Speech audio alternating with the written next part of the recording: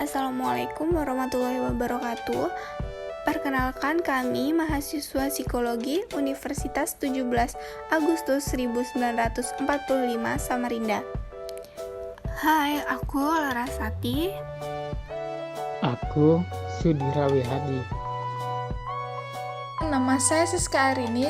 Hai semuanya, perkenalkan nama saya Arina Anapika.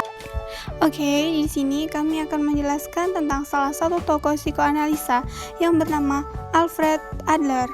Selamat menyaksikan. Alfred Adler, ia dilahirkan pada tahun 1870. Masa kecilnya bisa dibilang tidak begitu bahagia. Dia termasuk anak yang sering sakit-sakitan, memiliki perawakan yang dirasa tidak menyenangkan. Ia pun terlibat persaingan sibling rivalry dengan kakak kandungnya. Ia merasa tidak dikehendaki oleh ibunya, sehingga tidak heran kalau Adler lebih dekat dengan ayahnya dibandingkan dengan ibunya sendiri. Pengalaman masa kecilnya tersebut berpengaruh besar pada bagaimana Adler merumuskan dan mengembalikan teori kepribadiannya. Awalnya Adler menganggap dirinya rendah, dan demikian dengan guru-gurunya. Namun, kesungguhan dan keberhasilannya dalam mengalahkan inferiority-nya membawa dia menjadi dokter Universitas of Vienna pada tahun 1895 dengan spesialisasi ophthalmologi. Perkenalannya dengan ilmu psikologi ketika membaca buku Sigmund Freud tentang Dream Interpretation pada tahun 1902. Mempunyai pandangan yang berbeda dari Freud tentang motivasi dasar, peran masa lalu, kesadaran, ketidaksadaran, dan juga kehendak bebas manusia. Namun demikian, walaupun terdapat perbedaan, Adler kemudian diangkat sebagai Presiden Vienna Psychoanalytic Society pada tahun 1910.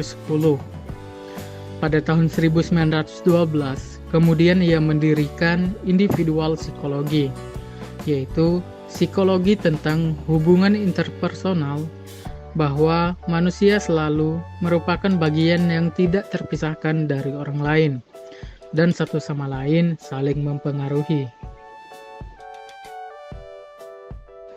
Adler lebih menekankan pada faktor sosial, khususnya pada apa yang disebut dengan istilah social interest atau potensi bawaan untuk bekerja sama dengan orang lain dalam rangka mencapai tujuan personal dan sosial. Social interest ini merupakan konsep yang dianggap sangat penting yang bisa digunakan dalam menjelaskan dan mengatasi masalah-masalah psikologis yang dihadapi manusia. Orang yang social interest-nya kurang akan lebih negatif dalam memandang kehidupan dan cenderung akan terlibat dalam perilaku antisosial.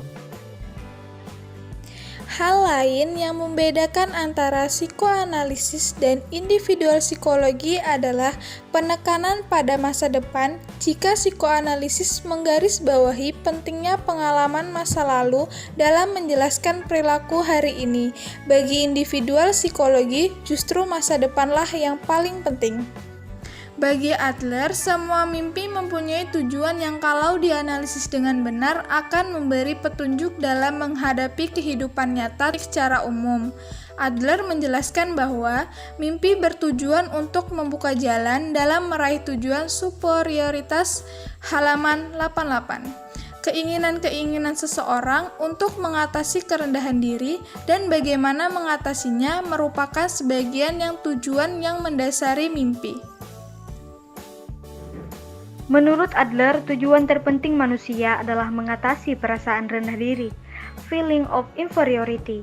Setiap manusia dianggapnya terlahir dalam keterbatasan dan ketergantungan pada orang lain, yang mengakibatkan manusia merasa rendah diri.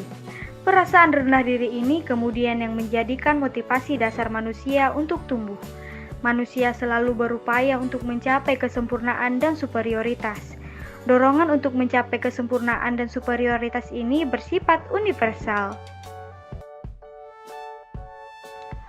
Hal lainnya lagi yang membedakan Freud dengan Adler adalah pandangan mengenai kebebasan berkehendak. Manusia bukanlah korban faktor lingkungan ataupun faktor biologis. Kedua faktor tersebut hanyalah sebagai dasar yang biasa dengan bebas diatur oleh manusia. Manusia dianggapnya memiliki kebebasan untuk memilih dan menentukan nasibnya sendiri, yang biasa disebut dengan creative self.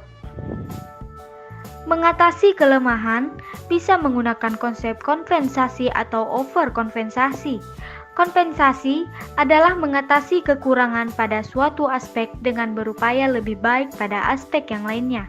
Sedangkan overkompensasi adalah mengatasi kekurangan pada suatu aspek dengan memperbaiki aspek tersebut menjadi lebih baik.